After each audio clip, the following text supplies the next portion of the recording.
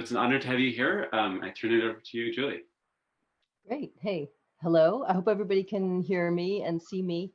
And thanks for having me and thanks for tuning in. I just want to give you a little background about who you're listening to and looking at. I am a psychiatrist. I was born in 1965. I grew up in the 70s in a suburb of Boston, Massachusetts, on the East Coast, and I went to summer camp up in New Hampshire, and I'm a like a woodsy northeastern kind of New Englander, and I was a very smart kid. I was very curious, and I was a bit of a drug researcher, I think, even in my teenage years. Very curious about different substances and how they worked, and how they felt in me, and what their mechanism of action was. And that these are still the questions that I have frequently about drugs. Um, I went to University of Pennsylvania. My major was something called the biological basis of behavior, which was like a biopsych sort of neurobio combo. And my concentration within the biological basis of behavior was psychopharmacology. So I was officially at college studying drugs and behavior, and I had a minor in human sexuality at Penn, and also I was singing in a band. So my formative years were very much sex, drugs, and rock and roll, and except that I was a pre-med. I knew I wanted to be a doctor. I knew I wanted to be some sort of a brain doctor, and I was pretty sure I didn't want to be a brain surgeon. Was very interested in psychiatry, even as an undergrad. Even in high school, I was interested in psychology and psychiatry, and it's why I went to Penn. Um, and then while I was at Penn, I started reading about a new drug, which back then was called Adam, which was MDMA, methylene dioxymethamphetamine. Most of you know it better as ecstasy or Molly. So when I was a sophomore in college, I had spent a summer. I was living in a I was living in a castle in the summer of 1985. In the middle of the campus at Penn, there's a fraternity, and the fraternity house really looks very much like a castle. I had a room in a turret, felt a bit like Rapunzel. And that was the summer of 85 when a lot of articles started coming out about this new drug that therapists and psychiatrists were using with their patients. So I was very excited by this. I mean, first of all, there hadn't been any new drugs since I was a teenager, and I felt like I had tried most of the drugs that there were. So I was excited by the prospect that there was something new. Um, this is really before the days of designer drugs and molecules coming out of Eastern Europe every few weeks that have a different alphabet attached to them. So there being a new drug was a very big deal back in the mid 80s. Um, and I spent some time getting in touch with psychiatrists and therapists that had been using MDMA in their practice and learned more about their discovery. They were very excited about it. And that was when I befriended Rick Doblin, who is the head of MAPS, Multidisciplinary Association for Psychedelic Studies. And Rick and I actually took MDMA together the last day that it was legal in the summer of 1985. But the thing I remember the most, the first time I took MDMA, was how quiet my head was and my brain was. I felt like whatever little inner monologue and narration that was constantly going was quieted. Um, and I could sort of control the speed of my thoughts. And I was really impressed by that. And I remember having a very strong intuition the very first time I ingested MDMA, that this is a drug that could really be helpful for people with a lot of inner monologue or a lot of inner narration, for instance, people with schizophrenia. So the first book that I ever published was actually a book that I edited. I assigned a lot of chapters to different people, and I wrote a lot of the book. And that was a book called Ecstasy, the Complete Guide. And because of that summer 1985, I ended up befriending a lot of people who knew a lot about MDMA. And so I assigned everybody a chapter. And the proceeds from that book are actually, it's a nonprofit project where all the proceeds fund clinical research.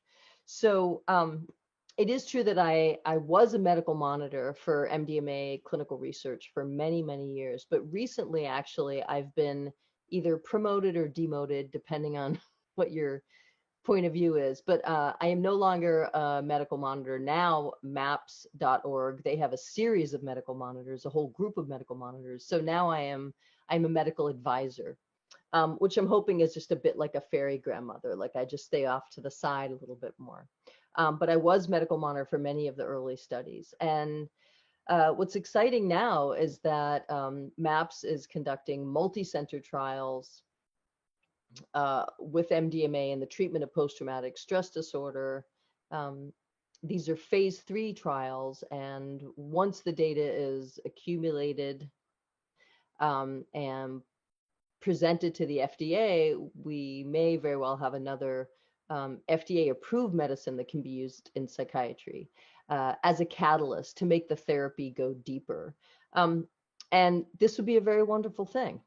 Anyway, this is a very long aside in my college years. So after undergrad at Penn, I went to medical school at Temple University. I stayed in Philadelphia. I was singing in a band and we were making videos, and I couldn't really leave Philly. So I did both. I went to med school and fronted a band for a couple of years. And when I was in med school, I did research on auditory hallucinations and schizophrenia. I got very interested in psychosis and what psychosis felt like and looked like. And I worked a lot with people with schizophrenia or with manic episodes. And then my psychiatric residency I did at Mount Sinai Hospital in New York City. And that was when I did schizophrenia research. And I won an award from the National Institute of Mental Health on my research project. And after my residency, I got a fellowship at Columbia. I was going to do a neuroimaging fellowship in schizophrenia, but I ended up getting a job offer because I had done an elective at Bellevue Hospital in the psychiatric emergency room, and I had loved it there, and they had loved me there, and it was just a fabulous place to work. So I ended up taking a job working weekends at Bellevue every Saturday night and Sunday night.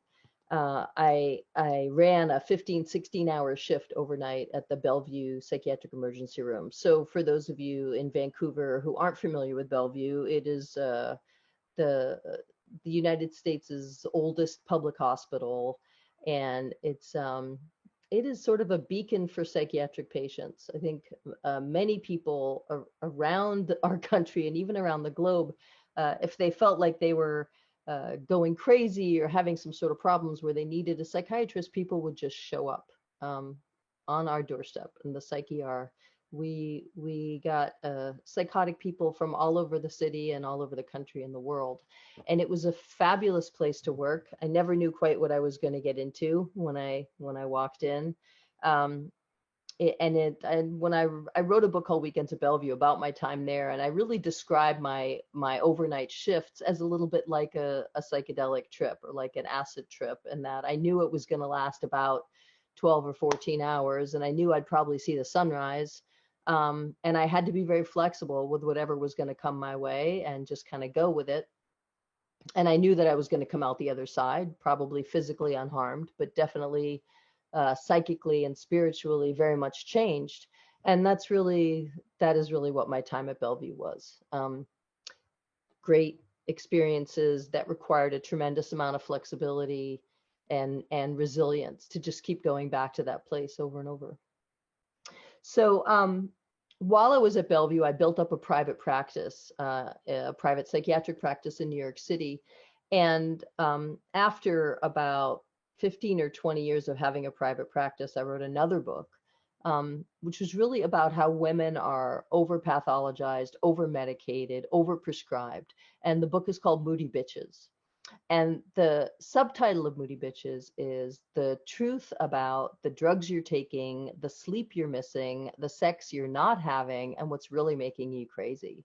And that last part, what's really making you crazy, that was the last chapter of Moody Bitches. And that's where I really started to flesh out this idea that a lot of what is creating our pathology and our depression and our anxiety and our unease and our push for escapism or to soothe ourselves with alcohol or other drugs or food or the internet or shopping, a lot of this unrest is really stemming from a very basic disconnection that we are having, that we are disconnected from our bodies, that we are disconnected from the present moment, that we feel disconnected from nature, from each other.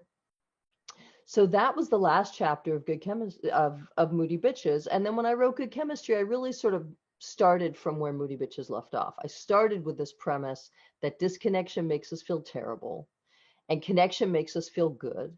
And that connection is really what we need to be healthy physically and to be healthy mentally.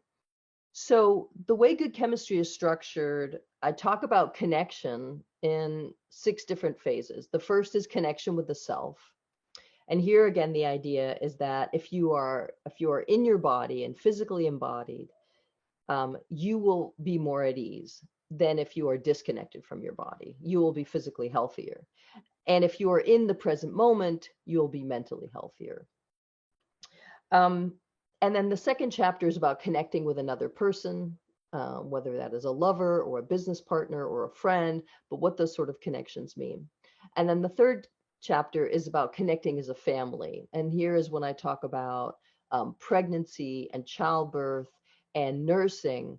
And here's where I really get into this issue of oxytocin. You know, Good Chemistry really is a book all about oxytocin. But in the third chapter, family, is when I specifically start to talk about how oxytocin works in the body. Oxytocin, as you may know, it is a hormone and a neurotransmitter. It works within the brain, but also between the brain and the rest of the body. And it is responsible for a lot of very intense united states and connected states. For instance, oxytocin enables nursing. It enables the milk to come down through the breast, but it also enables the bonding and the trusting and the connecting that has to happen in order for nursing to happen. Oxytocin also enables childbirth. It is also present in orgasm, and it is also present in a lot of altered states, and it really undergirds any social connection and bonding and trusting that happens. So the fourth chapter is about what happens in a community and how communities bond. And here's where I talk about sort of the, excuse me, the sort of the dirty little secret about oxytocin, or the seamy underbelly, which is that it also enables a lot of us versus them kind of behavior. That because oxytocin enables social cohesion, you know, one of the things that groups really cohere around is a group identity and group beliefs. And then also this idea that, you know, you're on my team, you're in my group, but those people over there, they're on the other team, they're in the other tribe. And so this kind of us versus them thinking, is enabled by oxytocin to a large degree. So we've got connection to self, connection to others, family, community. And then I have a chapter on connecting with nature, where I talk a lot about just when you are outside in the forest or at the seashore, you can feel small and like you're part of something bigger than you are. And you're connected to something bigger than you are. You know, you can feel a part of nature. There's a particular sort of mental state, which is awe, when you are in awe or something, or you are in a state of awe, where you feel small and something else feels very big and you feel connected to it. So I think if you're lying on your back and you're looking at the stars, and you feel sort of part of the cosmos. So that's the fifth chapter, connected with nature. And then the last chapter of the book is really about connecting with the cosmos and the universe. And that's where I talk more about psychedelic experiences. Many of you watching and listening may have some familiarity with these peak psychedelic experiences, but what often happens at the peak of a psychedelic experience, or a peak of a mystical experience, is that you have this sense that everything is connected, and that you are part of everything, and you are sort of jacked into the universe. And it can be a very heady, potent, fabulous feeling to feel like you're part of something. I think it's worth going back a little bit. I'm going to go way back, and I'm going to talk about when we were cave people and, you know, living on the savannah. We are social primates. Human beings are actually categorized as obligatorily gregarious. This means that if we are not social, we will not survive. So we are really programmed to cooperate, to collaborate, to share. Um, as much as you have probably been sold this idea that fight or flight is the key to our survival, it's really not true. The ability to attack or flee and to gear up for that kind of battle, whether it's an aggressive maneuver or an evasive maneuver, but to put yourself in fight or flight, that means you are in the sympathetic mode of the nervous system. And so that means that your heart rate is up, your blood pressure is up, your palms are sweaty, your muscles are clenched, you're not digesting your food, you're very awake and hyper alert. It is an alarm state. It is an acute, stressed out state.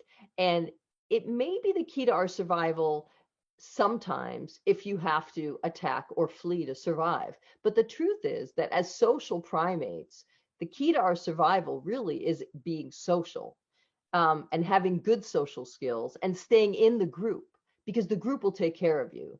Back in the days on the savannah, if the group kicked you out, you were going to get picked off by a predator. There was safety in the group.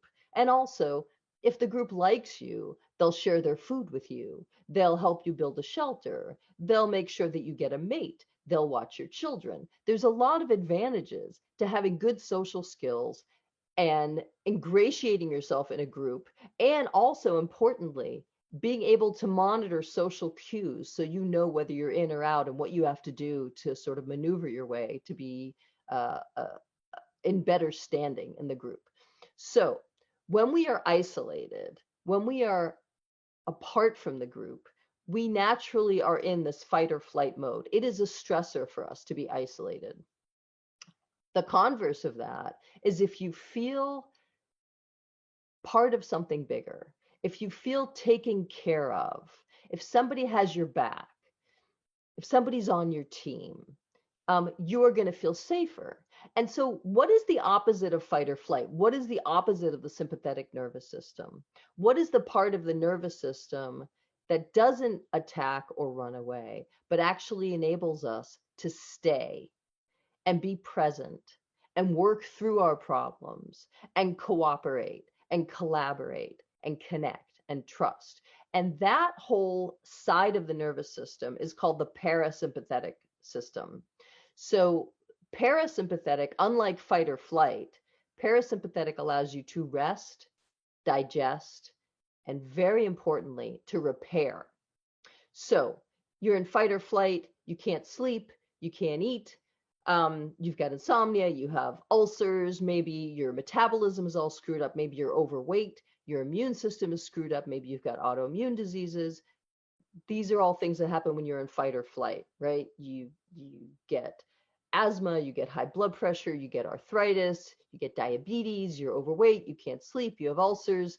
It's a bit of a mess. And very importantly, as long as you're in fight or flight, your body cannot repair itself, right? It can't really run these sort of self-repairing protocols that are run when you are in the parasympathetic. So when you are in rest and digest and repair, you can sleep, you can digest your food, your body fixes itself, you are in more of an anti-inflammatory state, right? So fight or flight, sympathetic, unhealthy, isolated, pro-inflammatory, none of that do you want. Parasympathetic, you have a sense of belonging, you're in a group, your heart rate and blood pressure are much better, you are calmer, you can sleep, you can digest your food, you can also have sex, and you can be social, right? Social skills when you are stressed out, as we all know, are not very good, right? We're snappy, we're irritable. And the analogy that I often give is like, if there's a fire in your kitchen, you don't pick up the phone to chat. You don't read a manual to figure out, you just acting. You're not taking in information. You're not being social. You are just in action mode. But in parasympathetic, when there isn't the emergency, you can take in information. You can be more social. And it's a time for your body to rest and repair itself.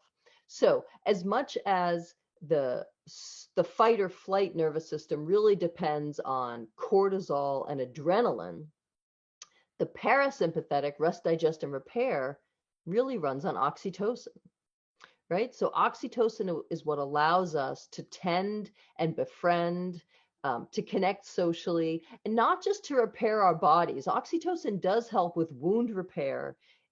It absolutely is anti-inflammatory, and it helps the body repair itself. And it enables wound repair, but it also enables the repair of ruptures, social ruptures. Because oxytocin gives you the ability to bond and trust and connect, you can tend and befriend and repair all these social connections that are really key for our survival.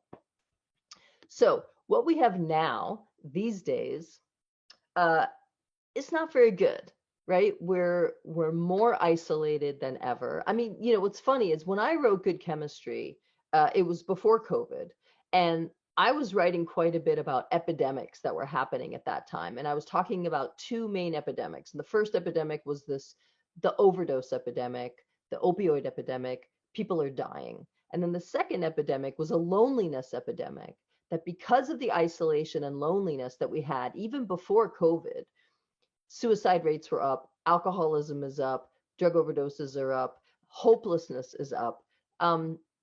We had an epidemic of loneliness and an epidemic of overdoses, and I don't think those two things are separated. I think that they are causal and they are correlated.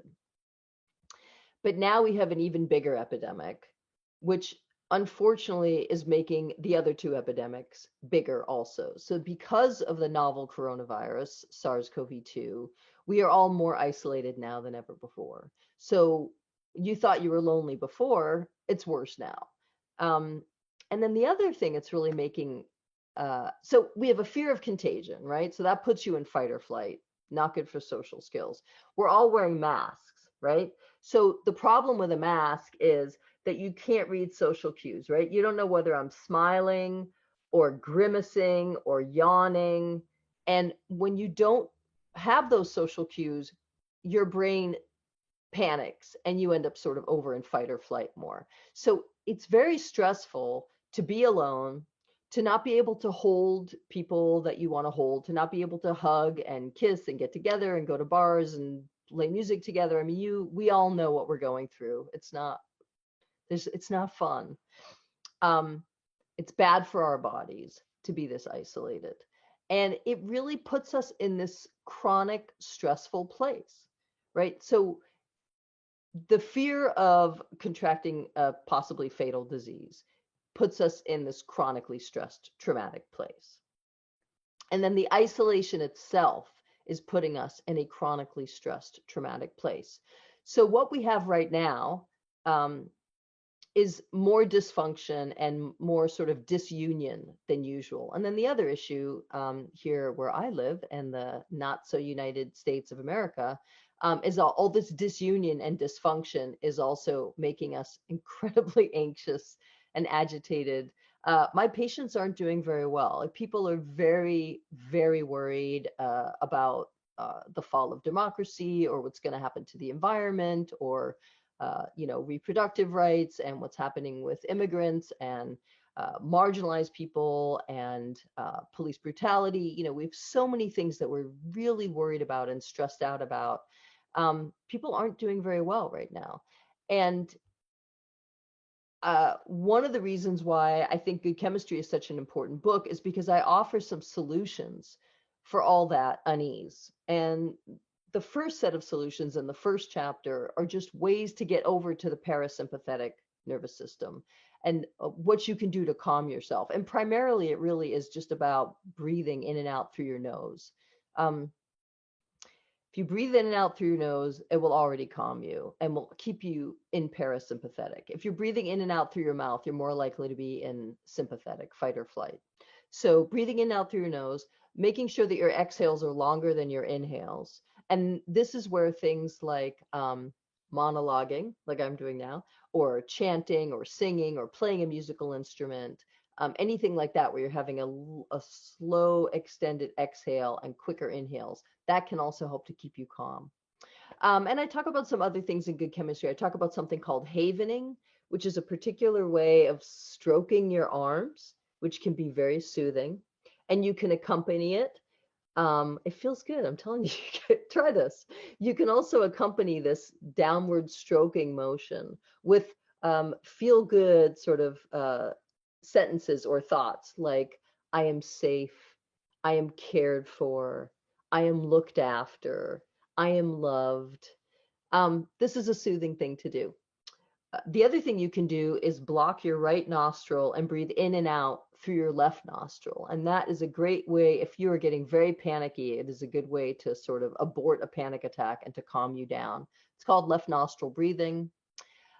Give it a Google. One thing I'd love to say about good chemistry is I spent a lot of time on the notes section of this book. And if you go to drholland.com or naturalmood.com, and you click on good chemistry, you will come to a web page that has about 60 pages of notes from the book. So a lot of the links are to full scientific papers, a lot of extra information online about this book.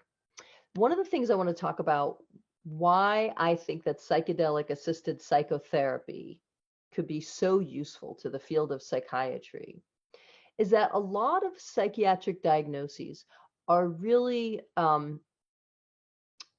the thing that you notice most about them is that there's something called cognitive rigidity, which is this sort of uh, a rigid way of thinking about things, a repetitive way about thinking about things. So, for instance, if I have anorexia nervosa, I rigidly believe that I am too fat. I have to lose weight. I have to diet. I have to exercise because I'm not thin enough. And even though other people may be like, you're plenty thin, you really should eat. I am very rigid in my belief that I need to be thinner. And you see this kind of cognitive rigidity in other diagnoses, like in obsessive compulsive disorder. You may have very rigid beliefs about how many times you have to do something, or certain compulsive rituals that need to be performed, and you have this cognitive rigidity that they have to be performed a certain way. And you also see cognitive rigidity in addiction, where people keep going after the same behavior or substance because they want a particular feeling, but they're not really getting that feeling. They're getting a lot of other things that they didn't bargain for, but they keep going over and over thinking, maybe this time I'll have that feeling that I want. So there's this rigid thinking in a lot of substance abuse issues. And you also see some rigid thinking in depression and anxiety, just perspective, like, oh, nothing ever goes my way, or things don't work out for me, or this is, this is going to be bad and I'm afraid. It's just like very rigid ways of thinking. So psychedelics have the potential to add a flexibility to the thinking. And they do this in a few ways.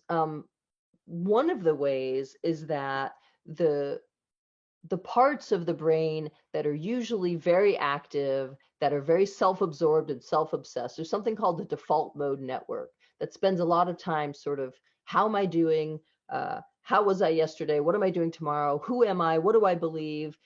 Do I still believe this? Will I believe it tomorrow? Where was I yesterday? How am I doing socially? It's this sort of self-absorbed, self-obsessed circuitry, a way of thinking. It's very ego oriented. And so what happens with psychedelics, especially at high doses, is that the ego really gets quieted. The default mode network gets sort of disorganized. There's a circuitry that usually goes, and all of a sudden there isn't that circuitry. So it's a chance for other parts of the brain to communicate with each other that usually don't.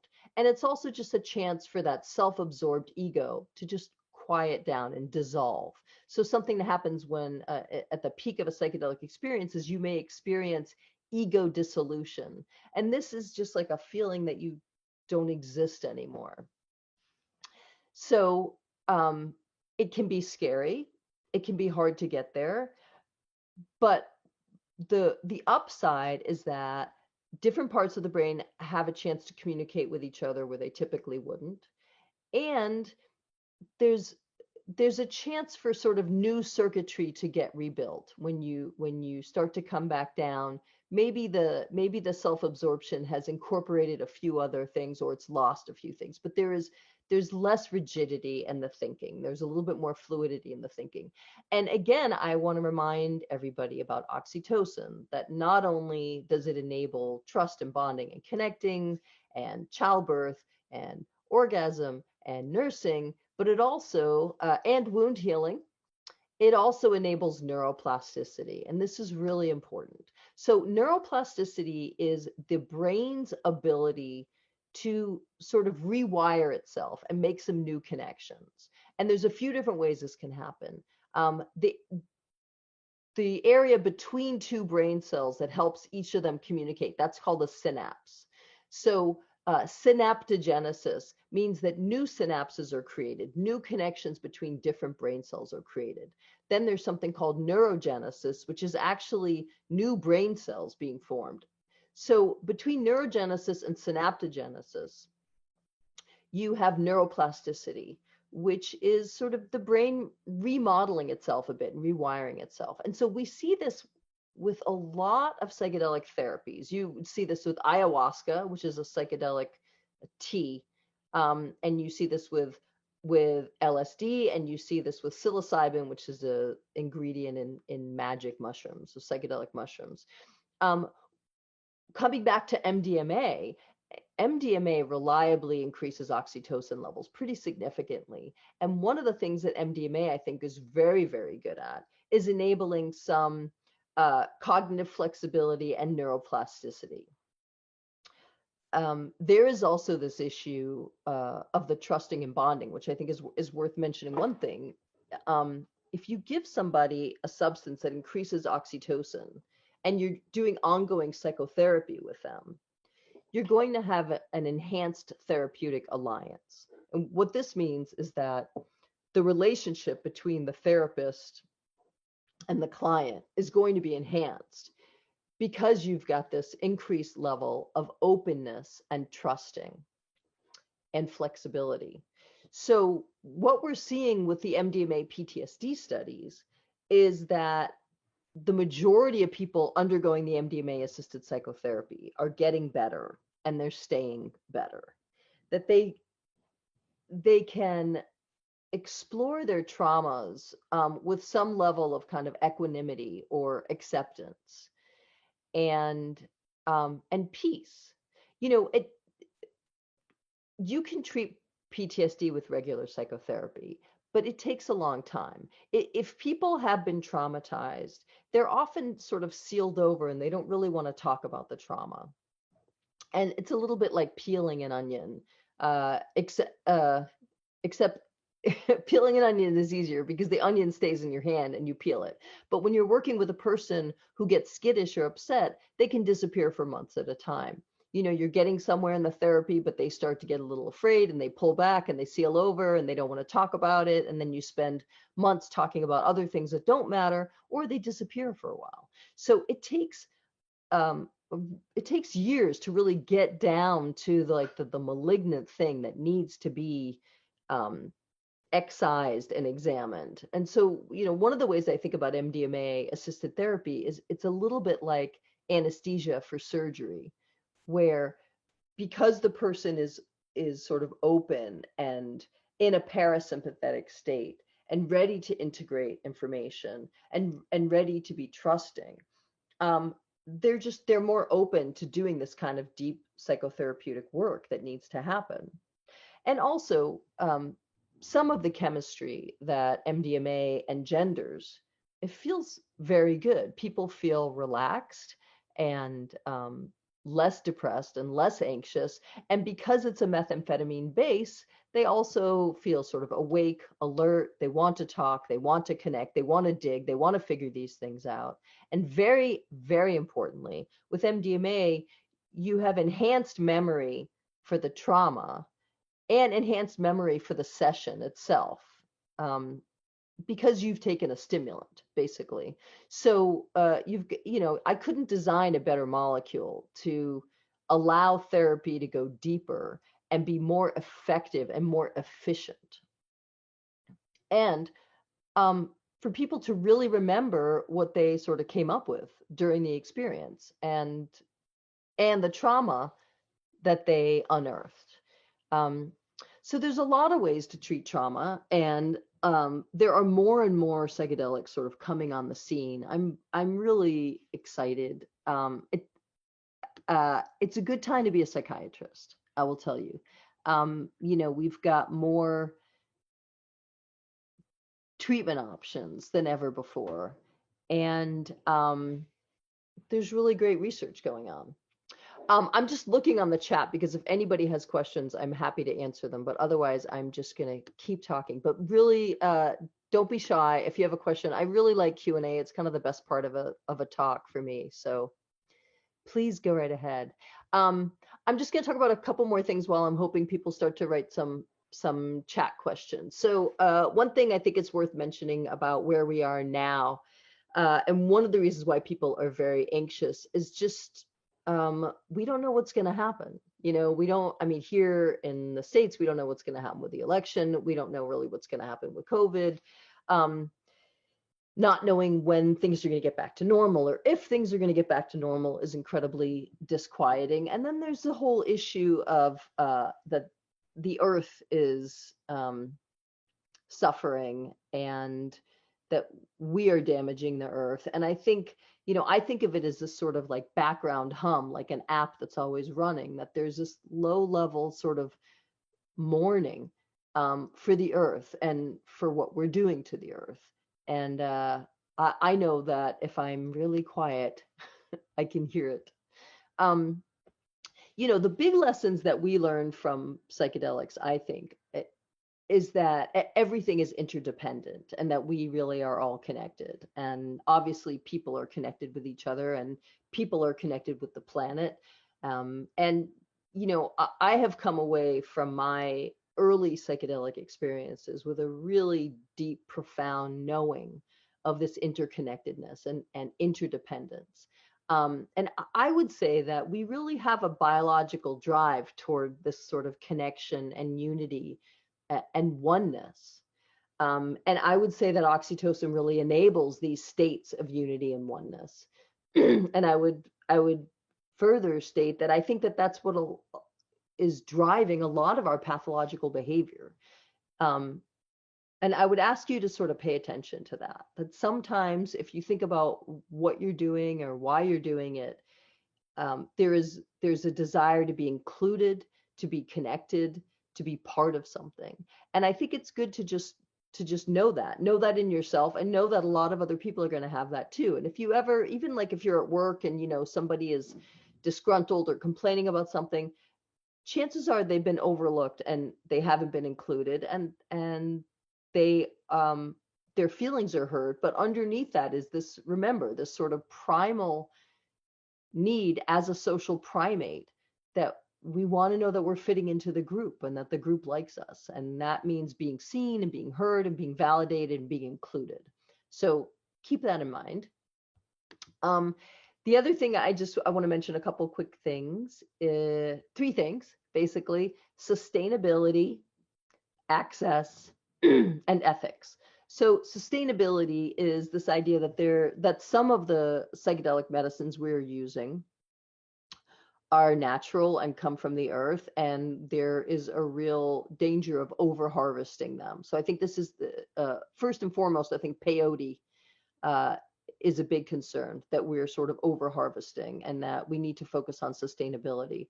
And then I think also some of the ingredients that go into make ayahuasca really need to be protected. And this idea of sustainability, we just have to keep it in the forefront. And then with access, the big issue here is that the people who really need this medicine the most aren't necessarily the ones who are getting it. And right now, I think the psychedelic research community and the psychedelic community as a whole is fairly white and fairly male. And I think everybody is sort of paying attention to that and working toward having more diversity, having more inclusivity. But when these medicines start to be rolled out, when even ketamine and psilocybin and ibogaine, ayahuasca, MDMA assisted therapy, these things are all going to be available in the not too distant future. And it's important that we find ways to make them accessible to everyone, but especially marginalized populations. And those are really the populations that need these medicines more than anybody. And then the last thing I would like to mention is ethics. Then there's a few angles of ethics that are important in the psychedelic field.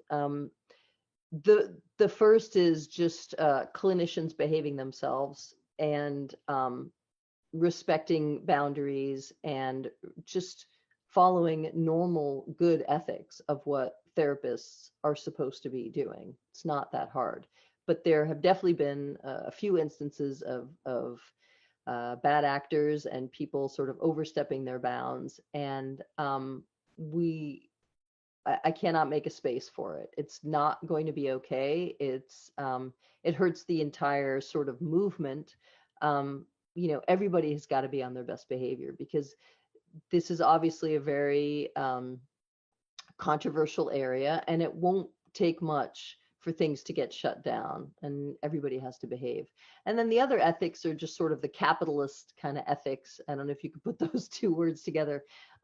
In the capitalist model, there are anti-competitive practices, and there's a certain amount of competition between businesses, and I would like to see as much cooperation and as little competition as is possible. So I'm just going to look at some Q&As here, and I see a Q from Paula Wise. Are psychedelics contraindicated for anyone on psychotropic drugs? What is the danger of re-triggering panic disorder that has been helped by psychotropic meds? So there's a lot to unpack here. So the first thing I will say is that there aren't a lot of good studies looking at the interaction of prescription medicine with these medicines. And it's sort of a fraught minefield. There are definitely some medicines that you can't mix with psychedelics. I think the best example I can give you is with ayahuasca, because ayahuasca has two components, and one of the components does not mix well with a number of medicines. So in general, if you're considering ayahuasca, it is the case that almost every psychiatric medicine you're on, you really shouldn't mix with it.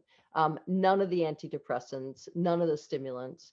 There may be some mood stabilizers, but I would say if you're on a mood stabilizer, ayahuasca may not be right for you anyway. So this is a big question of what do you do if you're on meds, but you would like to avail yourselves of these treatments? So one option is microdosing. Some people are taking very small doses of a psychedelic, like about a tenth of a macro dose or tenth of a usual recreational dose. And they would take that tenth of a dose, a microdose, maybe every 3 or 4 days. And there are a number of people who are microdosing while taking psychiatric medications, and it seems to be okay. But again, no double-blind, placebo-controlled studies really looking at this. But the bigger issue is, if you have a psychiatric diagnosis, is it okay for you to take psychedelics? And not always. Anybody with a history of schizophrenia or a history of psychosis or a history of manic episodes, you probably should not be taking these medicines because there are just too many risks, or you need to do it with a psychiatrist actually actively involved in your care. For now, all of the research, none of us are taking people with a history of psychosis into these studies. So all the psilocybin studies, all the MDMA studies, if you have a history of psychosis, schizophrenia, bipolar disorder with manic episodes, you can't be in these studies. So it's just not safe. So it's not just that combining the medicines with these drugs may be dangerous, but combining the diagnoses with these drugs can be dangerous. A lot of the research with MDMA is being done in post-traumatic stress disorder. We often need people to get off of their medicines before they can have the MDMA.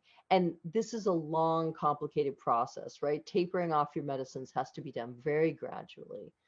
And it really needs to be supervised um, by a psychiatrist. Hold on one second.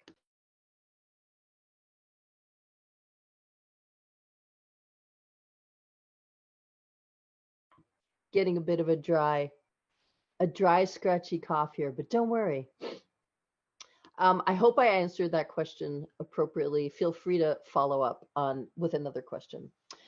What are your thoughts about ADD and prescription meds? Is the lack of focus part of the disconnection you were mentioning? That is a really good question.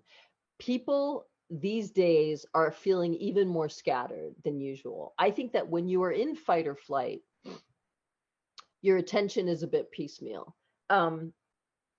Most, you know, I'm one of the things I talk about in Good Chemistry, and one of my books that I didn't mention, was a book on cannabis. So, excuse me, I really think that CBD can help quite a bit with lending sort of a calm focus. So I have a lot of patients who use stimulants for ADD. I try to get them to also incorporate CBD and try to use CBD at other times.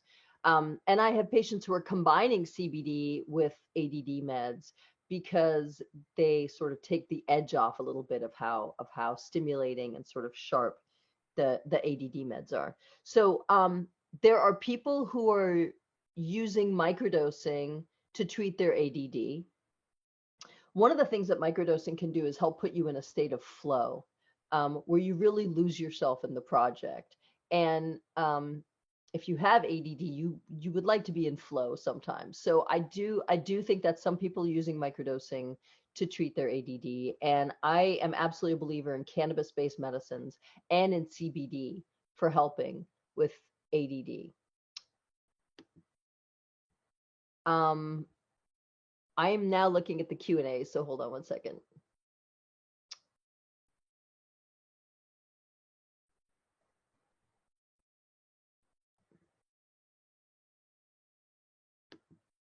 So I'm getting like specific questions here about mixing some medicines with psychedelics, and it is really hard for me to answer these specific questions, and to tell you that it is safe to do. But what I will tell you is that there is a lot of information on microdosing. Jim Fadiman, and Sophia Korb, Korb. They have got a website where they are gathering data from people who are microdosing and who are on meds so that they can have more information about whether it is safe to combine these things. I actually don't know what the answer is for Suboxone, and I should, and I'm sorry, but I don't know if you can mix Suboxone with microdosing. But I will tell you that I have had several patients use large dose, macro dose psilocybin to walk away from their opiate addiction. And I have several patients who have had positive experiences with ayahuasca who are able to walk away from their opiate addiction.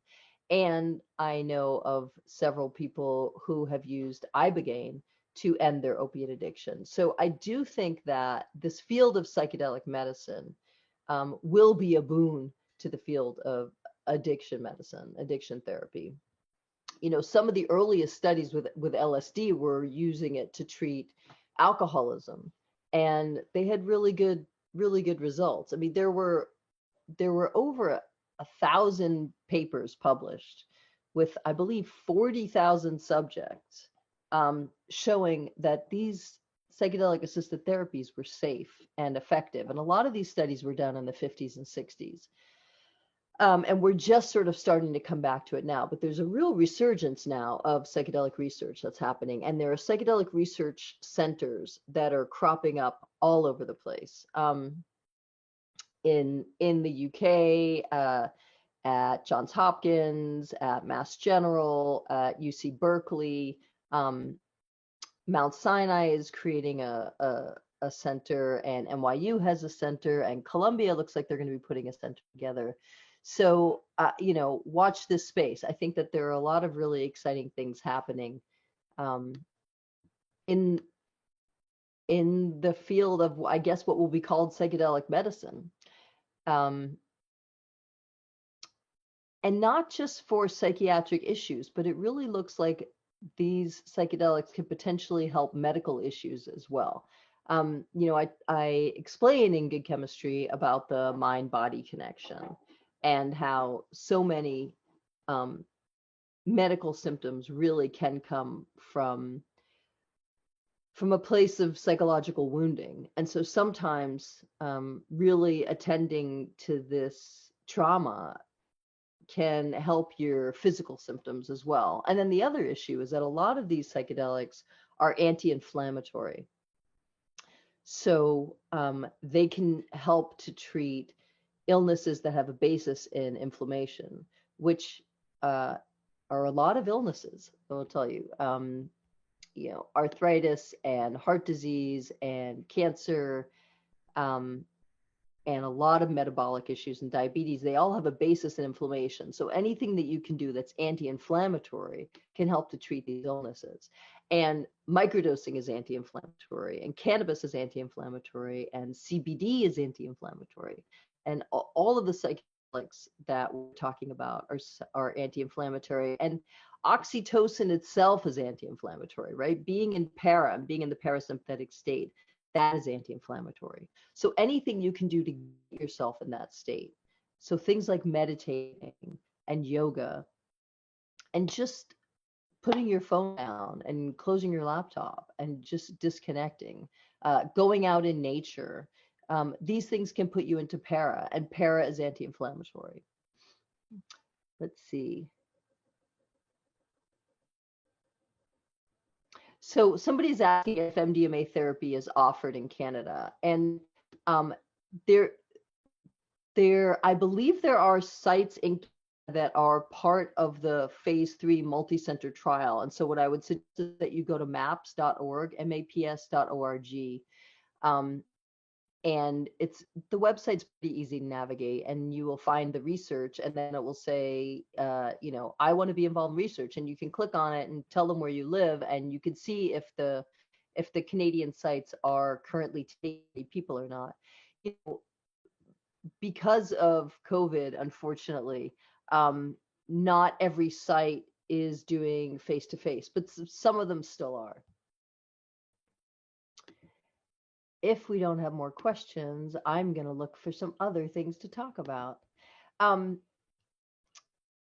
have started thinking about this idea of disruption. When our beloved dear leader ran for president, he positioned himself as like an outsider who was going to shake things up and be disruptive. And I think that people were really excited about this idea of something disruptive that was going to fix things and shake things up. And I'm definitely looking at psychedelic medicine as a disruptive technology. I think that these psychotropics, these like neuromodulators, they're consciousness medicines. They are allowing us to see how we think and see how we feel and see how our past traumas are informing our current behaviors.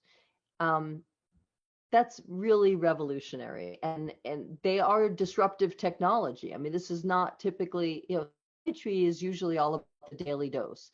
You take something, you take a pill every day. It may not make you more connected. It'll just make you not mind that you're disconnected. You won't feel the pain of a disconnection so much, but it won't necessarily change how connected you are. So, the way I sort of think of a lot of these medicines in psychiatry, the ones that we're using now, where people taking pills every single day, it's sort of like sweeping the dust under the carpet, and you're giving a band-aid to the solution, but you're not really getting at the root cause of the problem.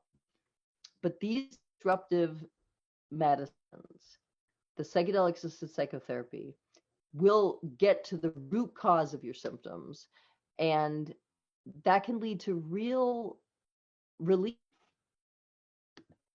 The state of bliss, understanding, and connection you can access when experimenting with ayahuasca or other psychedelics? How can it be sustained in the day-to-day life? How do you gradually manage to switch between one state and reality? So this state of like a unified state, right? Um, it's funny because one of the original titles for Good Chemistry, I wanted to call it United States because I wanted to talk about these United States of consciousness that these drugs can lend, but not just drugs. You can feel this united state of consciousness when you are having a deep conversation with somebody and you feel like you're on the same wavelength, or when you're playing music with your band and you get into the pocket and you're in a groove and you feel like you're all in the same place. You can feel this sort of united state or group mind if you're on the dance floor. I appreciate some of the things I'm saying now we just can't do now, but we will eventually. You will eventually get back on a dance floor. And play with your band and hug your friends. And so these United States are also transformational. Being out in nature, being in awe, being in flow, losing yourself so much in what you're doing. Like these are states where you are in parasympathetic, where you are open, where there is growth and healing and neuroplasticity happening. And they can happen in any number of places. I don't mean to imply that the only way to get this good chemistry is with drug use. You can get it from exercise, you can get it from sex, you can get it from masturbation, you can get it from meditation, from floating. You can go in a sensory deprivation tank, or you could just float in a hot tub. But there are ways to access this feeling of bliss and openness and being in the parasympathetic state and feeling connected. You can get there without drugs. And I do talk about all of these things in Good Chemistry. So I know that this particular talk was a bit drug heavy. There are all kinds of ways to get connected and to feel connected, and they don't all require psychedelics or cannabis. So, I mean, here's a question. What are your thoughts on psychedelics being medicalized so they're not available for personal growth? So that is important. I think, in the same way that cannabis sort of starts out as like medical marijuana, and then eventually you have adult use legalization, I think that psychedelics will follow somewhat of a similar path, where the first step is just to get people used to the idea that these can be therapeutic, they can be helpful, that they're medicines. And then we start knowing people who've had the medicines and have had good results with the medicines, and then we all get more comfortable with the idea. And eventually you get to talk about things like personal growth and personal betterment. I mean, the truth is already, if you look around the world at how many people are taking ayahuasca or ibogaine or psilocybin or MDMA, in a research setting versus in a recreational setting, there are very, very, very few people doing research and plenty of people doing experimentation on their own.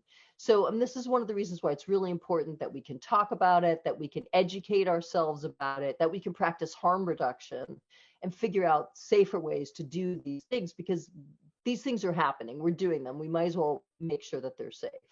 One of the biggest risks, honestly, is that these drugs are illegal. And because they're illegal, you don't know what you're buying. You don't know what you're getting. There is this inherent risk because of policy, not because of the drugs themselves. So part of harm reduction is drug policy reform, so that we can do education and more drug testing and make the whole drug taking experience safer for everybody. But I do think that this idea of that you can just take it for betterment, that you have to have PTSD, or you don't have to be addicted to opiates, that you can just have a psychedelic experience because you want to know yourself better, or you want to have a spiritual journey, or you want to feel connected. You want to feel connected to the universe and to nature. I mean, these are therapeutic things. I think the basic premise that therapeutic and recreational are two different things is really, it's a false dichotomy. All recreation is therapeutic. By definition, if you're in a recreative state and you're relaxed and enjoying yourself, that's already therapeutic. So to me, especially in psychiatry where everything is gray, there's ash gray and there's charcoal gray, there's all 50 shades of gray. So, I mean, psychiatry, nothing is black and white and everything is on a spectrum. And you can take these medicines because you have significant pathology, or you could take them because you just want to be healthier and you want to be a more integrated, actualized person. And that is, both of those things are completely legitimate. And I don't think that they're really that far from each other. I've run out of time. I see that it is by my clock 10:31. If you've stayed and listened for an hour, I would like to thank you for listening to me talk. And you can learn more about good chemistry if you go to drholland.com or naturalmood.com. And thank you for paying attention. And I hope you have a lovely, lovely evening.